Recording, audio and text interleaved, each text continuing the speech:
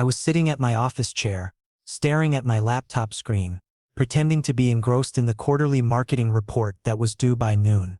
The cursor blinked mockingly at me from the half-finished document, but my mind was elsewhere entirely. It was 9:28 a.m., and my heart had already started doing that annoying flutter thing it did every morning around this time. Coffee delivery for Mr. Zain. The familiar voice echoed from the building's reception area, 15 floors below, but somehow it reached me through the intercom system like a personal invitation. My pulse quickened instantly because I knew exactly who that voice belonged to.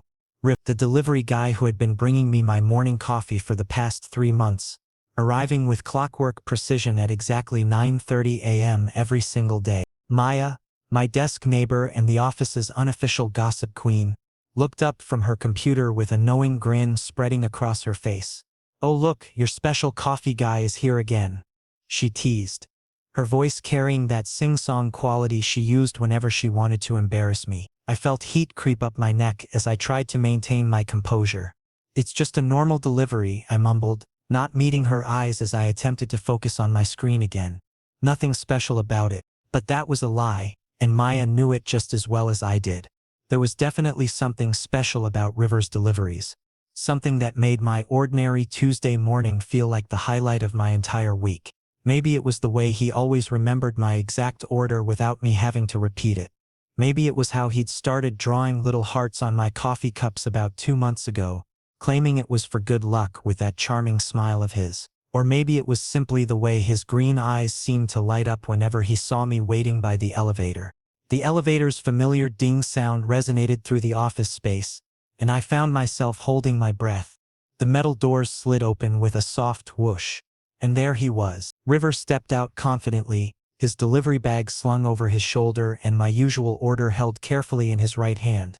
A caramel macchiato with extra foam, exactly the way I'd ordered it on my very first day at this job.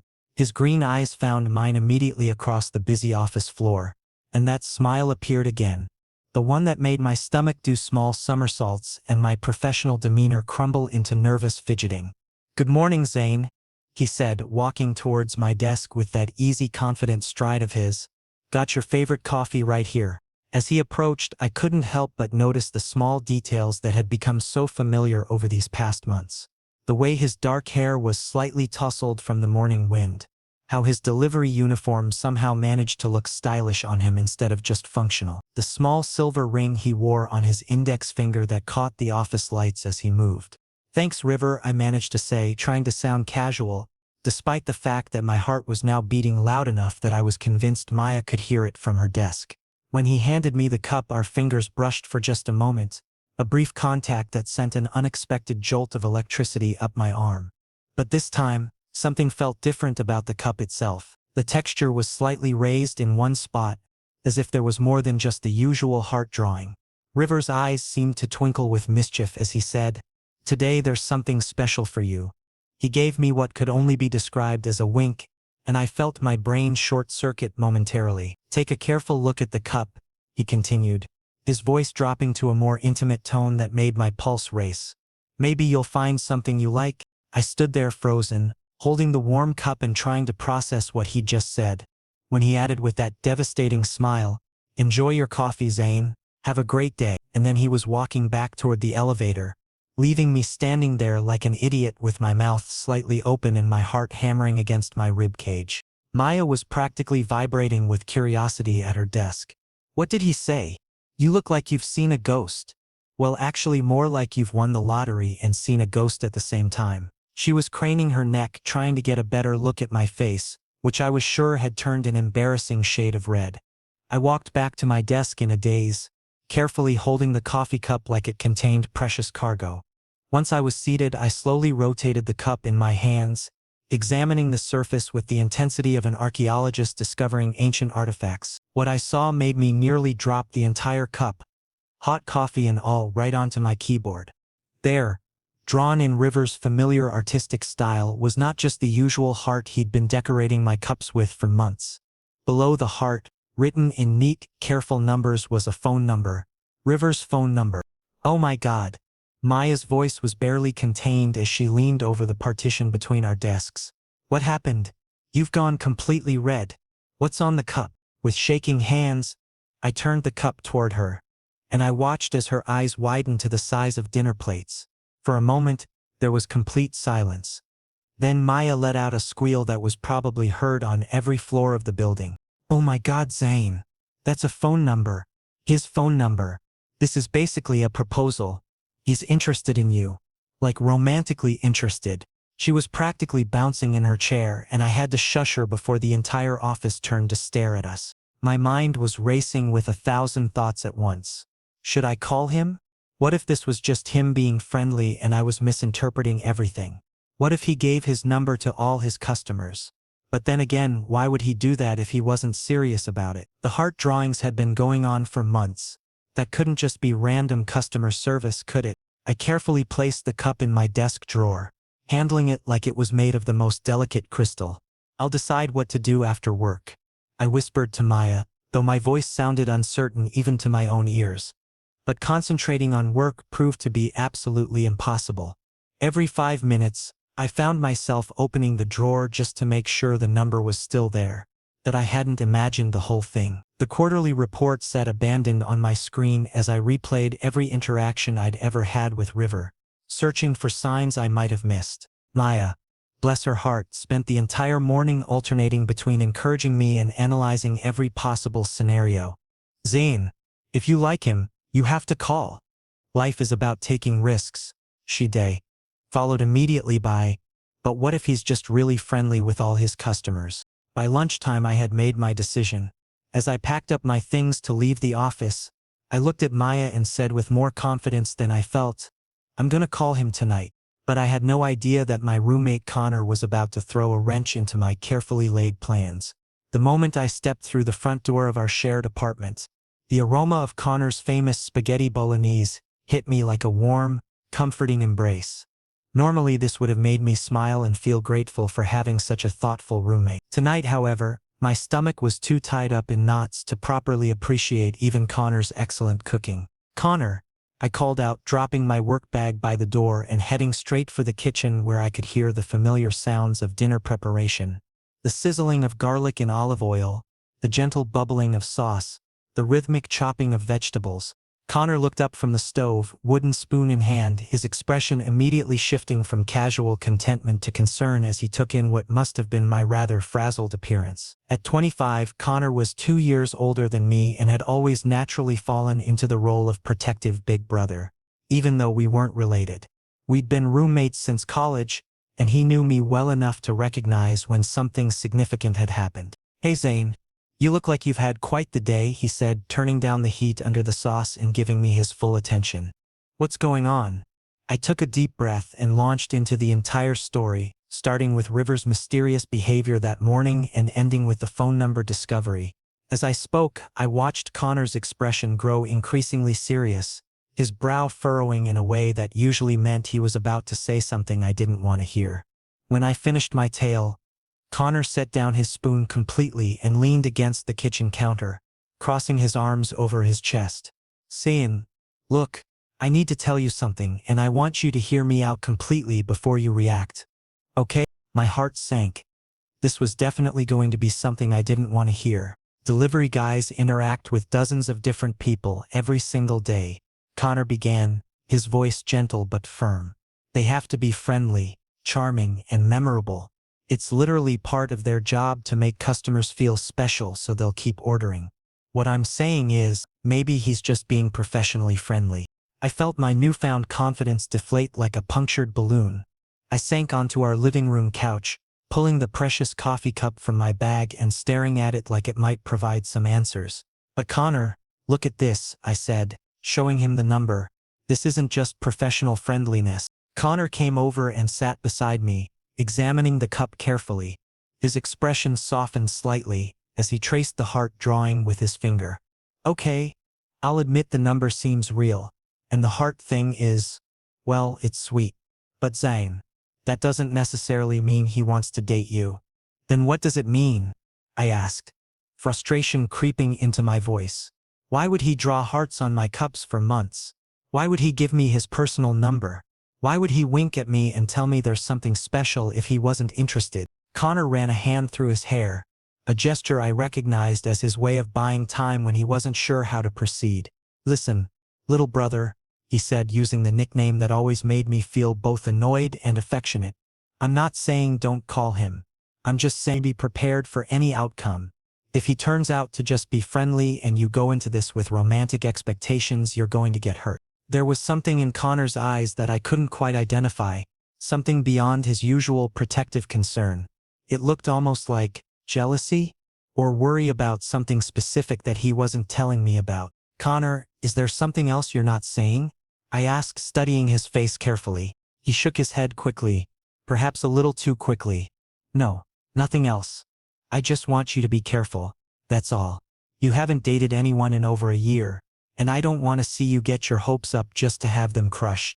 Despite his concerns, or maybe because of them, I made my decision.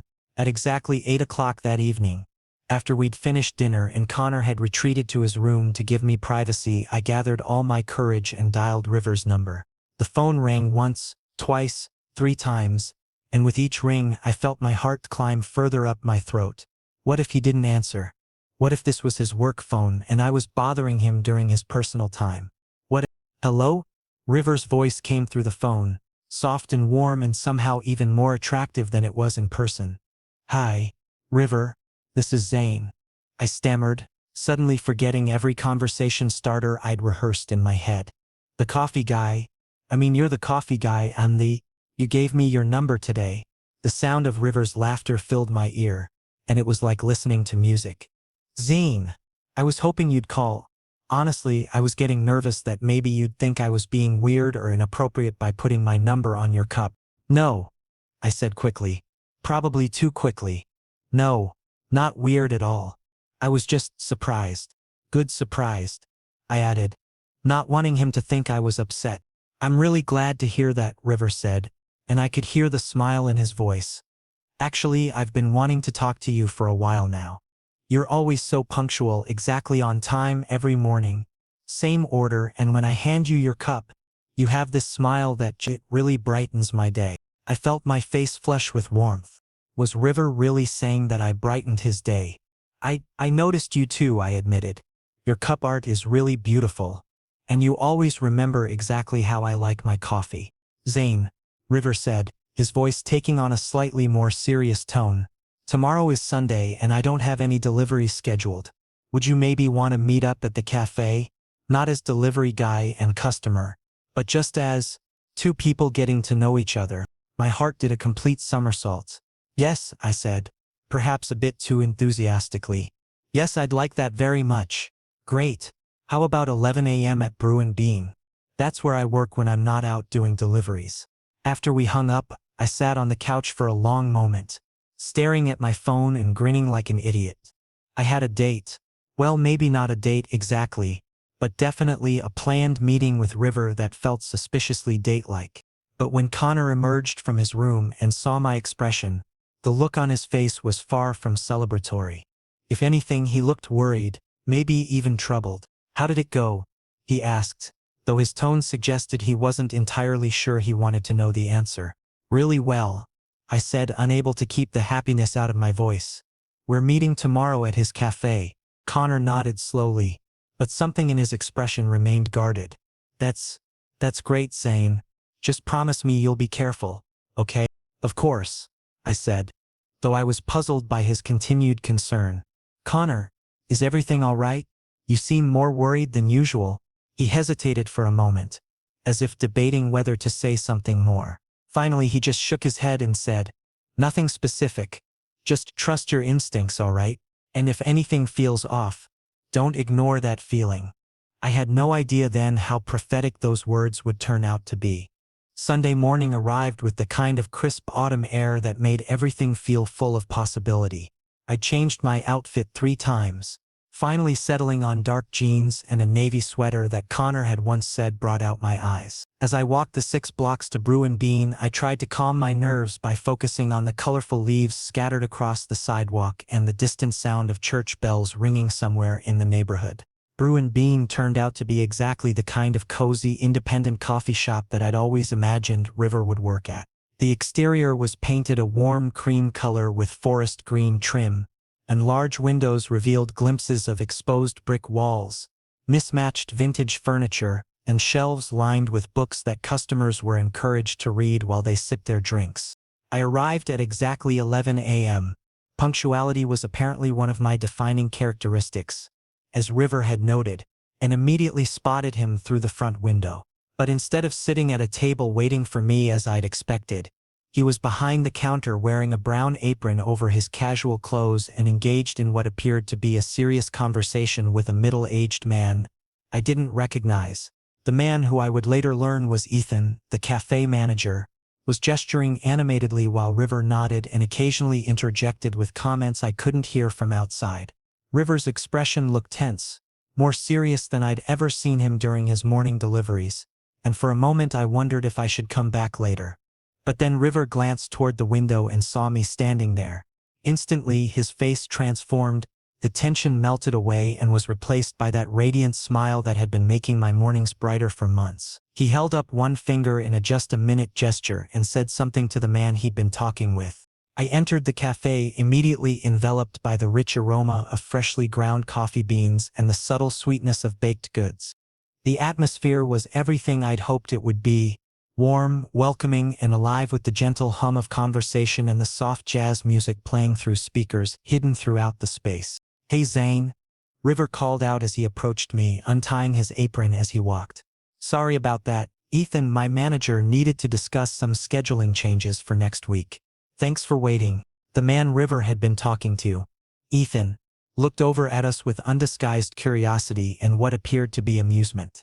He was probably in his 40s with graying hair and laugh lines around his eyes that suggested he smiled often. "So this is the famous Zain I've been hearing about," he said with a grin that made me immediately like him despite my embarrassment. I felt heat rise in my cheeks. "Famous?" I managed to ask, glancing between River and Ethan. River looked like he wanted to disappear into the floor. "Ethan, please." "Oh, River talks about you all the time," Ethan continued cheerfully, clearly enjoying River's discomfort. "The guy in the office building who orders the caramel macchiato with extra foam. The one he's been drawing those special hearts for. You're practically a legend around here." If I thought I was embarrassed before, it was nothing compared to how I felt now. But seeing River's mortified expression somehow made it better. It meant I wasn't the only one who'd been thinking about our daily interactions more than was probably normal. "Boss," River said, giving Ethan a playful but warning look. "Weren't you just saying something about having inventory to check?" Ethan laughed, clearly unrepentant. All right, I can take a hint. River, your shift is officially over. You two have fun, and Zain?" He turned to me with a conspiratorial wink. "Don't let him convince you that drawing hearts on coffee cups is standard customer service. You're the only one who gets the artistic treatment." As Ethan headed toward the back of the cafe, still chuckling to himself, River turned to me with an expression that was equal parts apologetic and pleased. "I'm really sorry about that. Ethan has absolutely no filter when it comes to teasing people." "It's okay," I said, and I was surprised to find that I meant it. "Actually, it's kind of sweet that you talk about me at work." We found a corner table nestled next to one of the large windows, where the morning sunlight streamed in and cast everything in a golden glow. River insisted on getting our drinks, returning a few minutes later with my usual caramel macchiato, perfectly made with extra foam just the way I liked it, and what appeared to be a lavender latte for himself. "You remembered," I said, touched by the small gesture. "I remember a lot of things about you, Zain," River said softly, his green eyes meeting mine across the small table. "Like how you always look a little tired on Monday mornings, but by Friday you're practically glowing with weekend anticipation. How you get this tiny crease between your eyebrows when you're concentrating on something important. How you always say thank you in this particular way that makes it sound like you really mean it, not just like you're being polite." I stared at him, completely taken aback. "You notice all that?" "I notice everything about you," he admitted, and the quiet intensity in his voice made my heart skip several beats. We fell into easy conversation after that, and I was amazed at how natural it felt to talk to River outside of our usual 30-second morning interactions. He told me about how he'd started working at Brew and Bean 2 years ago while pursuing his art degree, and how he'd discovered that he genuinely enjoyed the customer service aspect of the job. I told him about my marketing job, about how I'd never been a morning person until his daily coffee deliveries gave me something to look forward to each day. Just as I was starting to relax completely into the conversation, a young woman approached our table with a bright smile and an energy that immediately shifted the atmosphere. "River," she exclaimed, and I watched as his expression changed almost instantly, not unpleasantly, but definitely more guarded. "I've been looking for you." The woman was probably around my age, with short auburn hair and the kind of effortless style that suggested she was either an art student or worked in some creative field. She was pretty in an unconventional way, with intelligent eyes and a warm smile that seemed genuine. "Oh," she said, suddenly noticing me sitting across from River. "I'm sorry, am I interrupting something?" There was an awkward pause that felt like it lasted forever, though it was probably only a few seconds. River cleared his throat and said, "Sophia, this is Zain." "Zain, meet Sophia, she's one of our regular customers." Sophia's eyes lit up with recognition. "Zain. Oh, you're the one who—" She caught herself and glanced at River, who was shaking his head almost imperceptibly. "I mean, nice to meet you." I was getting the distinct impression that there was some kind of subtext to this conversation that I was missing entirely. "Nice to meet you too," I said politely, though I couldn't shake the feeling that Sophia knew something about me that I didn't know she knew. "Actually, River," Sophia continued, seeming to remember why she'd approached our table in the first place, "I wanted to ask about that art project you've been working on. Didn't you say the deadline was tomorrow?" I saw River's jaw tighten slightly, and he shot a quick glance in my direction before answering. "Yes, but I don't really want to talk about work stuff right now, Sophia." But Sophia, either not picking up on River's signals or choosing to ignore them, pressed on. "But it's such an amazing project. You've been working on it for months and it's so—" "Sophia, please," River interrupted, his voice carrying a note of warning that I'd never heard before. Now I was really curious. "Art project?" I asked, looking between the two of them. River looked distinctly uncomfortable. "It's nothing, really. Just, I do some art on the side. Freelance stuff. It's not important." But something in his expression suggested that it was very important indeed, and the fact that he was being evasive about it only made me more intrigued. There was clearly a story here, something that connected to why Sophia seemed to know who I was, and why River was acting like he'd been caught doing something he shouldn't have been doing. "Actually," Sophia said, and I could see River's expression growing more desperate by the second, "it's this really cool secret project that he's been—" "Sophia." River's voice was sharp enough that several other customers turned to look at our table. The silence that followed was painfully awkward. Finally, River turned to me with an expression that was part apologetic, part pleading. "Zain, I promise I'll explain everything, but not here, not now. Can we meet tomorrow? Somewhere private where we can actually talk." I nodded, though my mind was spinning with questions and a growing sense that there were layers to River, and to whatever this was between us, that I hadn't even begun to understand. As Sophia excused herself and hurried away, looking embarrassed by the scene she'd inadvertently created, I couldn't help but wonder, what exactly was River's secret project, and why did I have the feeling that somehow I was connected to it?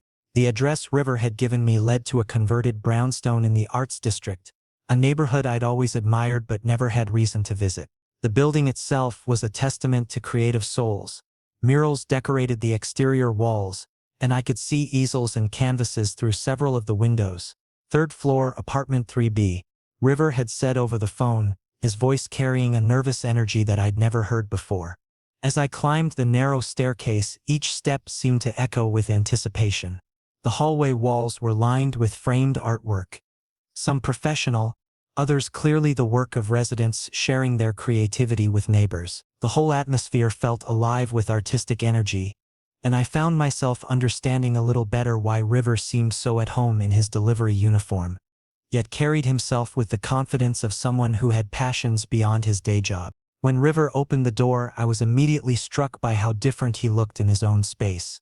Gone was the crisp delivery uniform, replaced by paint-stained jeans and a soft gray Henley that had clearly seen many artistic sessions. His hands bore traces of various colors, blues and greens on his knuckles, a smear of yellow across his left palm, and he was wearing a canvas apron that looked like it had been through countless creative battles. "Hey Zain," he said, stepping aside to let me in. "Sorry about the mess. I was working on something when you texted that you were on your way up."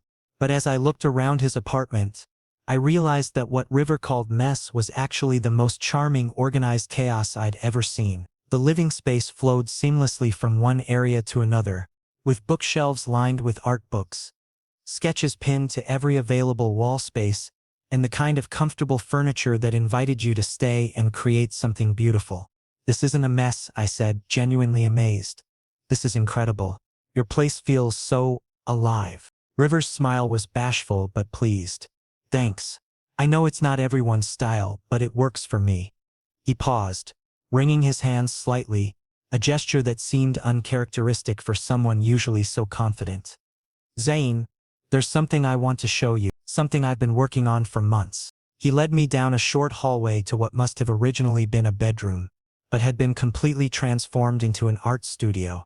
The space took my breath away. Natural light poured in through large windows, illuminating canvases of various sizes propped against walls, easels holding works in progress, and shelves organized with more art supplies than I'd ever seen outside of a professional store. But what stopped me in my tracks wasn't the impressive setup or even the beautiful paintings scattered throughout the room.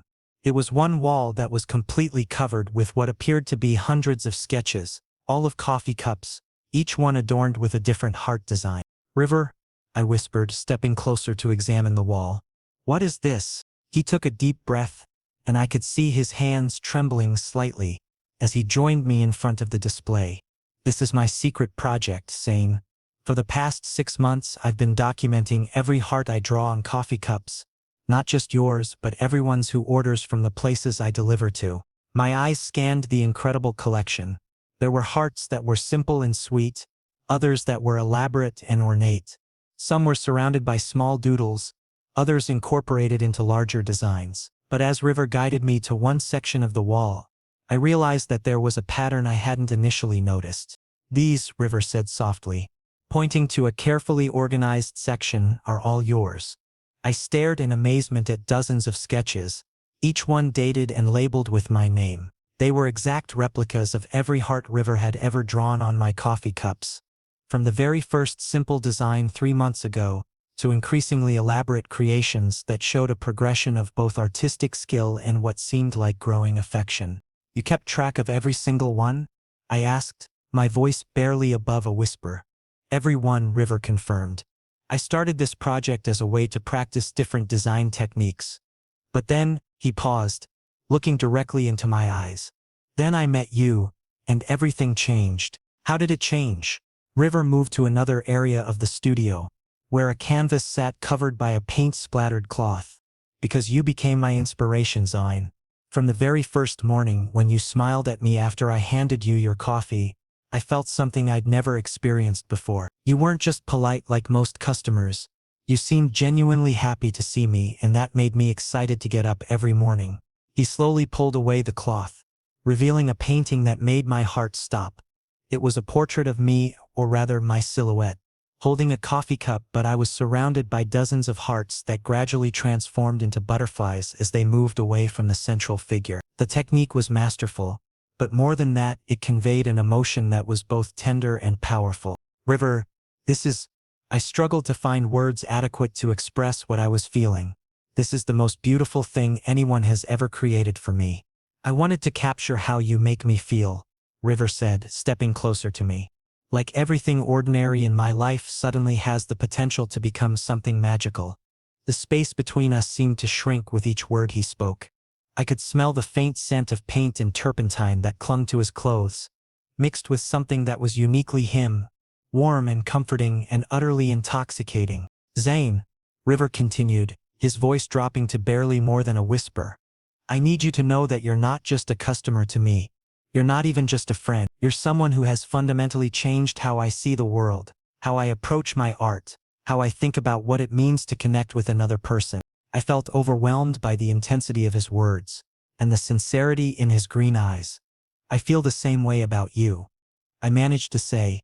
"You've made every morning feel like a gift. Even on the worst days, knowing that I'd see you, knowing that you'd have created something special just for me, it changed everything. River reached out slowly, giving me plenty of time to pull away if I wanted to.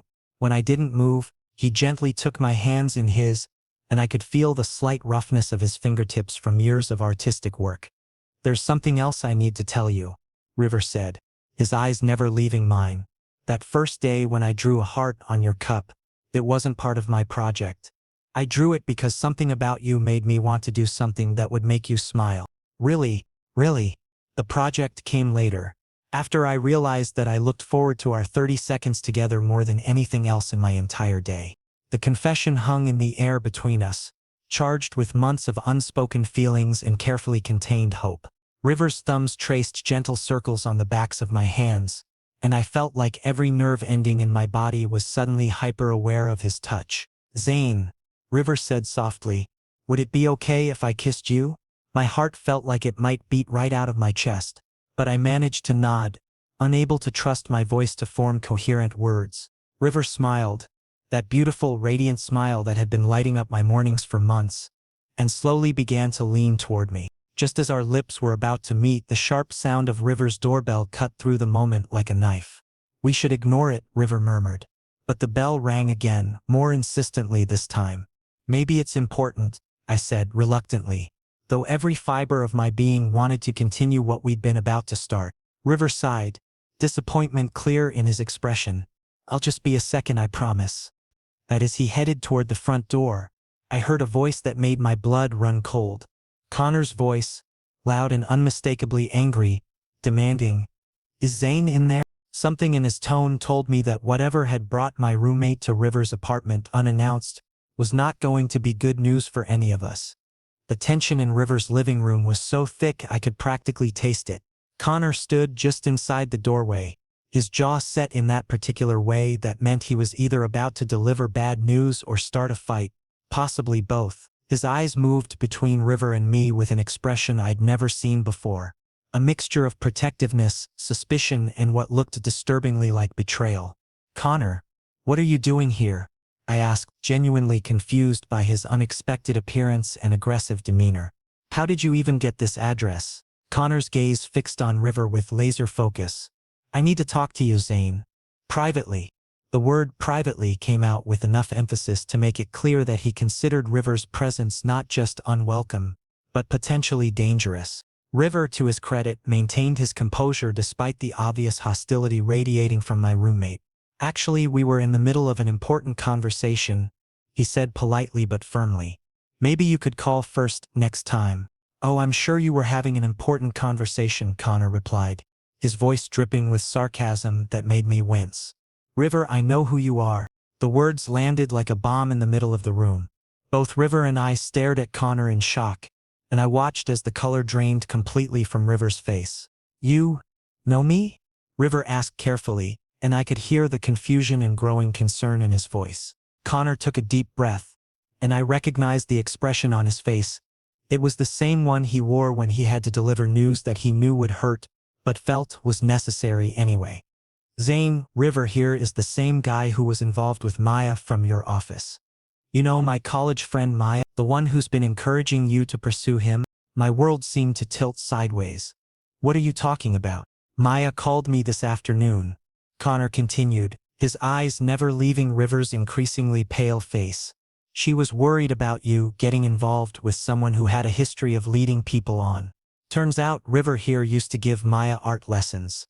They went on coffee dates regularly. She thought they were building towards something romantic until he suddenly disappeared from her life without explanation. I felt like someone had just punched me in the stomach. "River, is this true?" River's hands were shaking now, and I could see desperation creeping into his expression. "Connor, you're misunderstanding the situation. Yes, I know Maya, but it's not what you think. She was interested in learning art techniques, so I offered to teach her. But there was never anything romantic between us." "Really?"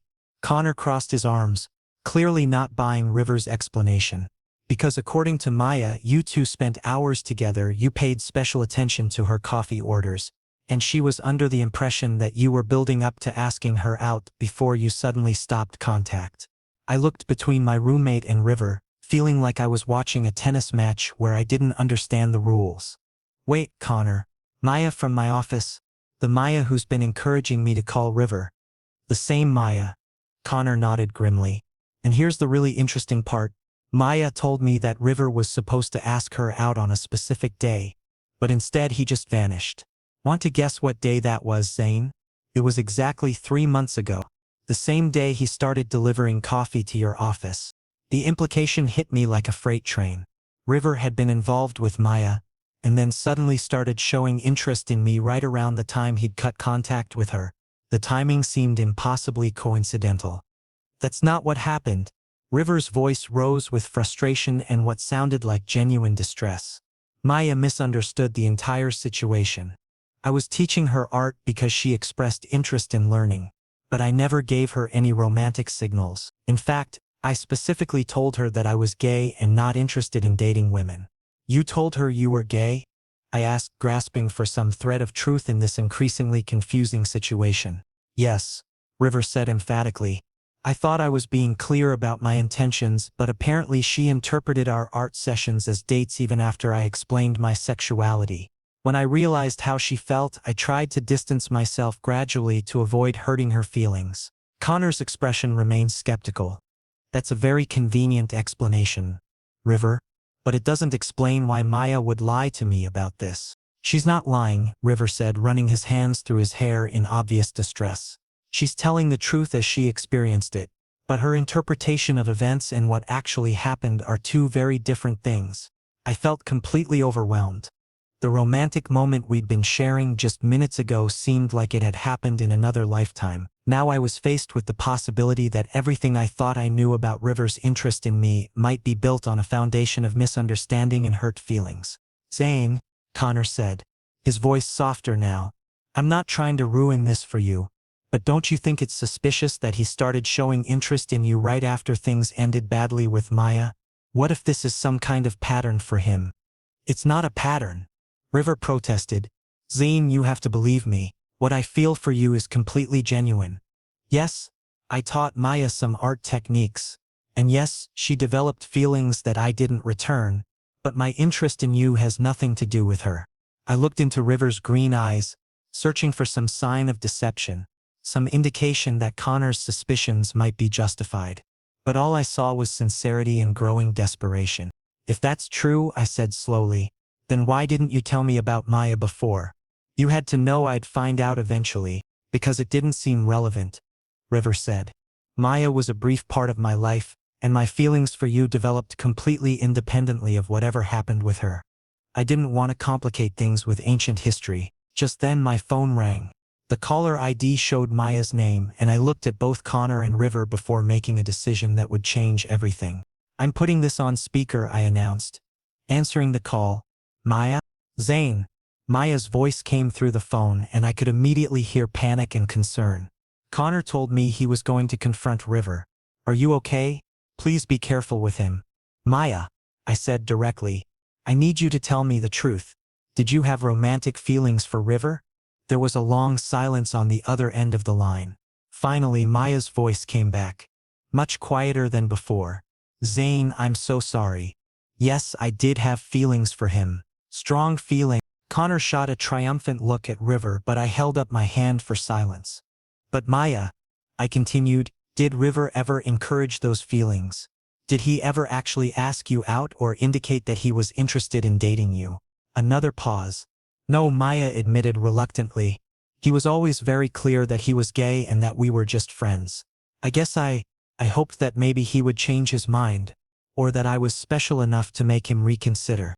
The room fell completely silent as the implications of Maya's confession sank in.